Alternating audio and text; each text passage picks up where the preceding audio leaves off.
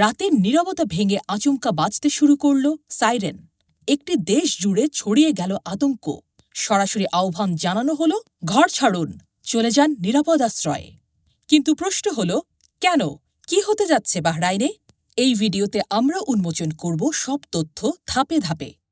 বাহরাইনের স্বরাষ্ট্র মন্ত্রণালয় একটি সংক্ষিপ্ত অথচ শঙ্কাময় বার্তা দিয়ে জানাল, বিপদ এখনও কেটে যায়নি, সবাই নিকটস্থ নিরাপদ ভবনে সরে যান। কোনো রকম বিস্তারিত ব্যাখ্যা না দিয়েই তারা সোশ্যাল প্ল্যাটফর্ম এক্সে পোস্ট করতে থাকে একের পর এক সতর্কবার্তা। সাথে বলা হয়, বিকট বিস্ফোরণের আশঙ্কা রয়েছে, সবাই প্রস্তুত থাকুন। কিন্তু কেন এই সতর্কতা?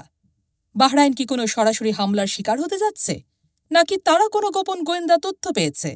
বিশেষজ্ঞদের ধারণা, মধ্যপ্রাচ্যে চলমান উত্তেজনা, বিশেষ করে ইরান ইসরায়েল সংঘর্ষ এবং যুক্তরাষ্ট্রের জড়িত হওয়ার সম্ভাবনা এই সংকটকে আরও বিস্তৃত করছে।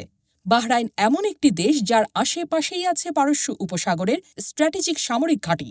যুক্তরাষ্ট্র, সৌদি আরব ও ইউএই সবাই এই অঞ্চলটিকে সর্বোচ্চ সতর্ক অবস্থায় রেখেছে। এমন সময় হঠাৎ সাইরেন বাজানো, নাগরিকদের ভবনে ঢুকে যেতে বলা, এটা স্রেফ সতর্কতা নয়, এটা যুদ্ধের সম্ভাবনার ছায়া। যদি সত্যিই বাহরাইন কোনো হামলার ঝুঁকিতে পড়ে, তবে এটা হতে পারে ইরান কিংবা হুথি সমর্থিত গোষ্ঠীর পক্ষ থেকে, যারা ইতোমধ্যেই হুমকি দিয়েছে মার্কিন ঘাঁটিগুলোর বিরুদ্ধে। প্রশ্নটা এখন খুবই বাস্তব। বাহরাইন কি পরবর্তী যুদ্ধক্ষেত্র হতে যাচ্ছে? আর এই সংকেত কি বড় কোনো সংঘাতের প্রথম ধাপ? সাইরেনের শব্দ কেবল নিরাপত্তার সংকেত নয়, এটি একটি বড় সংঘর্ষের আগাম বার্তা, যা বদলে দিতে পারে পুরো উপসাগরীয় অঞ্চলের চেহারা।